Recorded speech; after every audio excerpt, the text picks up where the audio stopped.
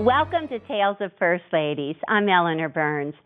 Today we are dancing in the streets because we're going to start sewing our top together.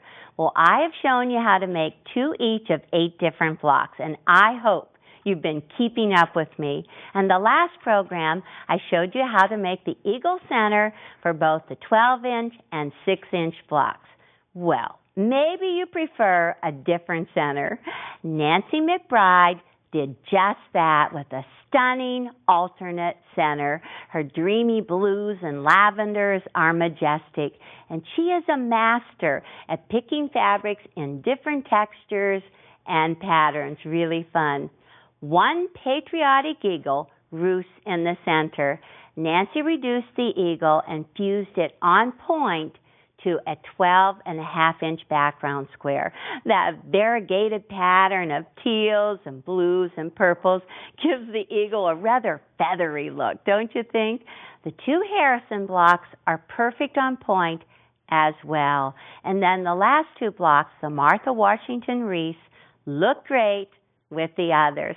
All applique blocks. It's wonderful. Now the 4 side triangles come from one 18.5-inch square cut on an X on both diagonals. Here's the 4 right here. And then the corners are 2 9 3/4-inch squares cut on one diagonal. Well, the gray fabric makes the center look like watercolor.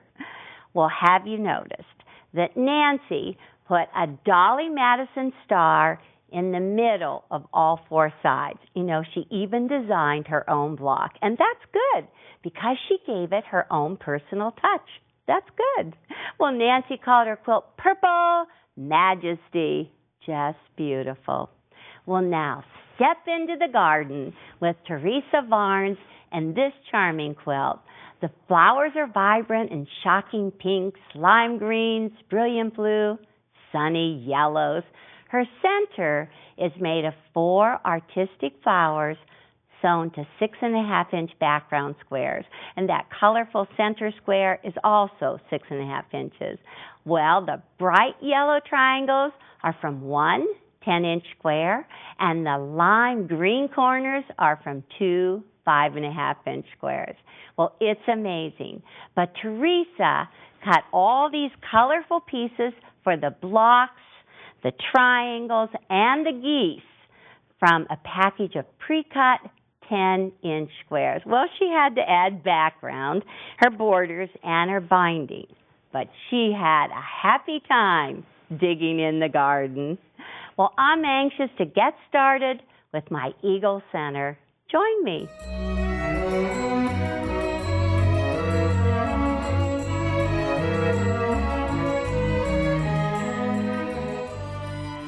I'm starting with my 7-inch blocks with a single eagle in the center because this size is certainly going to fit better on my table. Well, there's 2 easy names you have to remember. We're going to add our inside triangles and our outside triangles. That seems very logical to do. Well, those sizes of squares that we have to cut are 10-inch squares. So I'm going to use my 12.5-inch square up ruler. Now, you always know a square up ruler because it always has the squares from 1, starting with 1, and then working its way down to 12.5, always the square, always a diagonal line right down through the middle, and then that 1/4-inch line around the outside edge. It makes it perfect. So I have a piece of fabric that was torn from the bolt. It's on the straight of the grain, and that's what I really like. I really like the straight of the grain. So I'm going to just put it in the bottom left corner, and I'm going to allow extra. I have about a 1/2 inch this way so I can cut off the torn edge, and the salvage edge is on the left. So you always keep 1 in the upper right corner. Hold it down, put your whole hand out, and with your rotary cutter, cut up and cut across. And this is all extra. Well, I'm going to throw it away, but I'm going to pick it up later. I'm going to need that. So now take the corner that you just cut and turn it around completely. Now place 10 inches right along the edges. Okay, 10 along there, 10 along there. Perfect. I can just get rid of the salvage on this side and that torn edge on the top. And I am ready. That's looking good. So now just take your ruler, set it aside. A 6 by 24 ruler is great. It's a little extra long. You could get a shorter one, maybe 6 by 14, but cut in one diagonal. Whoop, don't let it move. And then take your ruler and cut the other way from corner to corner. These triangles are ready for placement. Let me set that aside too. Okay, here's my center. It's all ready to go. I'm going to start with 2 sets of blocks. First, I'm going to put the Dolly Madison square right there on point, and the second Dolly Madison square on this point right in the center, and you'll see the triangles are just going to fit right in there like that. One and the second one. And the good thing is these are oversized. I always like oversized because then you get to square it up to the perfect size in the end. Next, I want to put the double T. And I was thinking, I don't want red right there because I think it'll be too much red. I think I'm just going to turn and put the navy. And remember, these blocks are mirror image, so put the same color opposite each other. And then they get these triangles around. It's looking good already. Love it. And right here, we're going to go like this and like this. Now remember I showed you before that when you cut these triangles, this is great because the bias is going to be right in here, or the straight of the grain is going to be right against this, and that's what you want so it doesn't stretch. But I like to sew with the bias on the bottom, so I'm going to take this square, flip it right sides together, match up the square point at the top, but you let a tip hang out. That's what you need. You've got to make sure you let those tips hang out because you'll never have seam allowance. It won't go together. You'll look like one of those old quilts that they cut off all their tips. I think you know that I love the antique quilts. I love to collect them. But it's really interesting because they just weren't as concerned about those tips. If the stuff didn't fit, they just cut it off. And we as new quilters, we are paranoid. We just want to do it perfect all the time. All right, so we've got the one sewn all ready. Just set your seam and cut it off. Oops, come on, open up there. Okay, now set the seam with the triangle on the top, open, and press into it. And I am using a regular 1/4 of an inch seam. And this right here, you really need to trim that off. Let me grab this ruler. You use a straight line, get it all lined up, cut that tip off, and get rid of it. Okay, now let's just set it back in there where it was. It was like this. And so once again, we can flip this triangle right sides together, match up that square point. You've got a tip hanging out on the bottom. And you can actually just flip that over and sew. If you can keep that same tip hanging out, keep that square matched at the top. Okay, so you would duplicate this. You would do all 4 of these triangles exactly the same way. You can do some assembly line sewing, and that works great. Now get that done. And now set the seam again and open and press toward the triangle. It's pretty logical. We do this over and over again, don't we? Now, we have an oversized center. We want to make sure that this is all going to fit together, and I made the center oversized so I could square it up. I'm just going to move these all out of the way and take my 6 by 24 ruler, line it up across the bottom, put that 1/4 inch line right on that seam. And I'm going to just straighten it just a little bit. You can see it's a little extra right there. So I'm just going to straighten that off And then I'm going to measure it. Let me get these gone. Okay, measure from tip to tip. Let's see. Right now, this piece, oh, this is looking good. This is 17 3/4. How perfect could that be? 17 3/4. So I'm going to subtract 3/4 of an inch, and that gives me a new number of 17. I'm going to square up this guy to 17 inches. Oh, I got to get this big old ruler out. You don't need this ruler very often, but when you need it, you really need it. I'm going to square him down to 17 inches so my triangles fit on perfect. Okay, let me put one in the upper right corner, 17, and so I really have to watch. So I have my seam allowance on there, and looking good. So all I have to do is just trim off these two sides, turn it, and square it up to 17 inches. I have my triangles added to 3 sides of my center, and I have this one left to show you. So I marked the center of my eagle. Right here is the center, and that would be the center of my triangle. So you just flip that together, and oh my gosh, you're going to pass out. I am using pins. So I'm going to pin that center right there. And up here, see how I have that tip hanging out on that side? And I put a wee little mark there. It's just a 1/4 inch mark so that I know that I have to line that up right there. How about a pin in between? Can you believe this? I am so extravagant. I've got a nice tip hanging over there. I'm telling you, you got to let your tips hang out on this. Okay, so now I'm just going to flip it over and sew with the triangle on the bottom. This is going good. You know, I have to tell you my quilt story while I sew this together. I never enter my quilts in the quilt shows. I always think that it's my students that should put their quilts in the quilt show. And so I was at Road to California this past January. I go to the Road to California every January. And we have a booth, and I sign books and take a lot of photographs. We have a great time. I had a few minutes.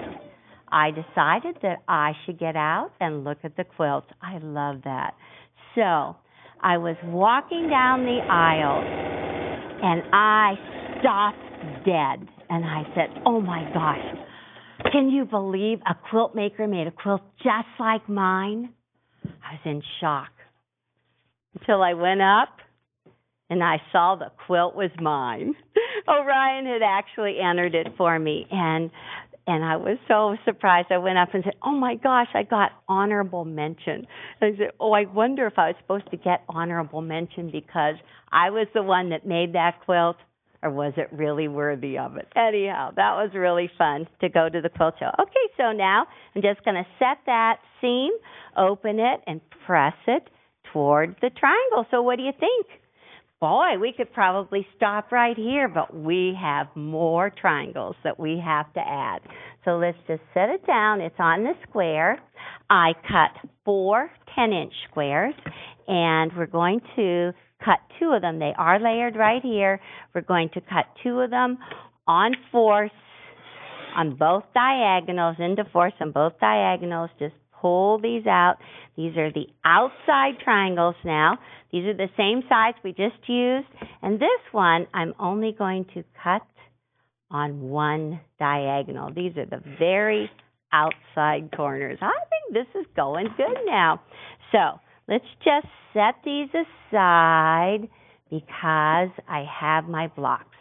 I have them all stacked up in my drawer, and I just want to show you.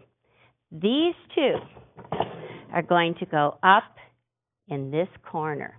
And so I really need to, let me turn it like this. I need to sew these 2 together, and I'm checking my book. Yep. These 2 get sewn right sides together, so it's going to fit in the plan. And so it's really best at this time I have the applique and then the Lady of the White House with all of its pieces. It really works good because the applique doesn't have any seams on the outside edge, and the road, the Lady of the White House, has plenty of seams. So let's just sew this along here. Hold it down with your stiletto, and then because there's no seams on the applique, set the seam with the applique on top, open, and press toward the applique. Beautiful. I'm loving it. So now let's see if we can get these triangles all together. So this is going to go right here, but we can't sew it together until we get our triangles in there. Let's see. This is going to go like this. We're getting this outside edge set up. Those are the ones that were cut from one triangle into fours, and guess what goes right in the corner? It's going to make so much sense. This one goes right there like that. And so what you do is sew these two triangles on, press the seams toward the triangles, and then the big one goes right in the corner. So let me keep on adding. Now remember we did 2 of each, and they end up in opposite corners. So I've got these all set up. They're going to go like this, and seam them. You have to seam these together so they fit. We've got these triangles. They're going to go here and one over here. This is quite a stretch, but I knew I needed a big table. And then right up here comes that one. So we're just going to repeat it right over here. Let's see. This goes here. I stacked it in order. They're supposed to be opposite. Let's see. Yes. Martha Washington wreath. Yes. Opposites. They're going good. Opposites. Opposites. And these two, you can decide how you want to turn the Harrison rose. That's just one that everybody kind of fiddles with. And let me see. I'm just going to add this triangle. Now, what do you think? It's going good, huh?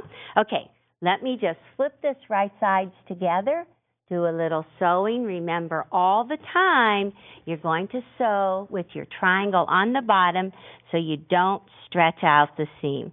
It's pretty typical. Okay, so my block is just hiding my needle. Let me line that up, needle down, and just sew it across. And this is the same. You make your whole big triangle unit, and then you sew it to the center. And it works great. Okay, so let's just see how this looks. Good. Got my tips hanging out. Gonna press towards the triangle. Other triangle here. Big one on the top. Well, let me get my triangles done, and then I'll add them to the top. This is very exciting. We have 3 of the outside triangles already added on, and I want you to just take a close look because see how they line up right here with this point. That is perfect. But I want you to notice over here, this is called a floating seam, where it's not exactly touching against that point. It's floating out there. That's okay. Don't worry about that. You just want to keep it straight and flat. That sounds good, doesn't it? Well, I have one more triangle that's just sitting here. I want to show you how much I love this triangle in squaring up. It is huge. It's a mega triangle. But for something like this, it's great. There is a diagonal line right down through the center. So I'm going to line that center, that seam, and that diagonal line up. And I'm going to push it up until it's straight with the edges here. The last 10-inch square that I cut in half is a little oversized. So I'm just trying to get this all set up. I'm off just a little bit. Oh, scooching it around. Okay, I have a position. See right here how this last triangle, this outside triangle, is a little larger than the other one. We're not even going to worry about it. All we're going to do is just trim it off. This isn't like the men and their wood. We're allowed to just cut little slivers off and get rid of them. Okay, so let me put my triangle down. Just a great triangle to use. But now turn to the other side, and we want to do that match point. This time it's easy because when you flip it right sides together, there it is there. But we have this seam that we can just pin. Oh my gosh, more pins. So let me just put the pin in and let me pin it right along there. And then out to the outside edges, more tips hanging over. We've got it set. Okay, see how this one goes out onto that big triangle? The triangle out in the edge that we'll just be able to square this up. A couple of pins along here. It's going good. You know, I've been laughing about this because you're seeing me sew this whole top together in a half an hour. And I just want you to know it actually takes about a whole day. So don't be disappointed if you're not going as fast as me. And sometimes you're thinking, oh my gosh, why does Elle sew that perfect every time? Well, have you heard of retakes? Unsewing?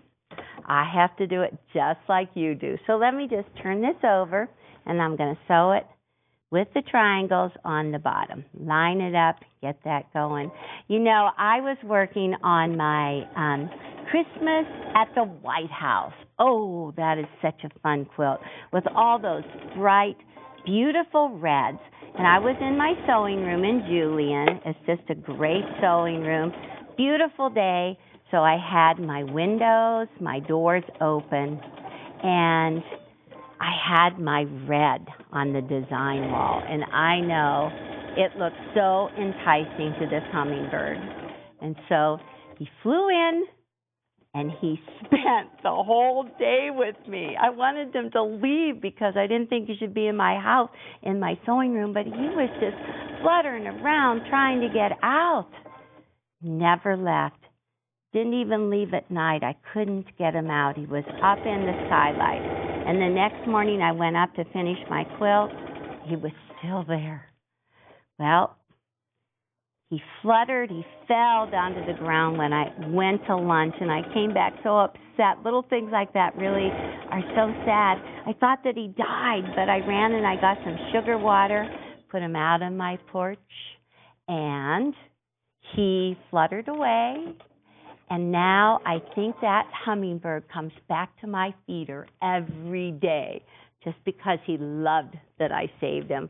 All right, so we have that on there. So now all we're going to do is just press that out. Be very careful with it. Press it towards the triangle. And then all I'm going to do is just go back, open up each one of these pieces. I'm going to take a lot of time, get this pressed flat, measure both of the sides, and the next step that I will show you is how to add the flying geese. I have more alternate settings for your quilt. You are going to have so many choices to select from. This quilt was pieced and quilted by Joanne Bender. You know, her quilt is attractive enough to grace any parlor. We'll narrow 2 1/4 inch lattice strips, define each block, setting them together into a spectacular array of prints and colors. And notice that she didn't put any lattice around the outside edges of her blocks. Well, Joanne needed a lap robe to snuggle in, so she chose her favorite 12 blocks and set them together into this classic arrangement. It is great. She quilted it herself with these large stippling stitches all around. Very nice. Well, Teresa set her blocks on point, separated by background solid squares and side and corner triangles. Well, the rust framing border just contains all of the blocks, and then this large-scale border print pulls all the colors together in the whole quilt. It's another classic design, and I love the backing. Look at that. Paisley. Really nice. Well, I wanted to show you this 5-block setting in the 12-inch block again because I love the deep blue eagle. So this is just another color selection, another variation. Now, you could repeat one block over and over again for a new look. This is Amber Barnes. She repeated Lady of the White House blocks in beautiful green, purple, and blue batiks. Now, Amber is a young 22, and batiks fit her style. Well, she wanted to jazz it up, so she finished with this beautiful applique border. You know, these flowers are the same shapes that I made with my cutter, and I really like this rope quilting in the framing border. It looks wonderful. Well, Teresa is Amber's mom, and she lives by a use it up code. Now, these pieces were just lying on her sewing table. She just didn't want to discard. So for a different look, she made a scalloped outside edge and used bias binding to finish it. Well, you have fun deciding how to put your top together.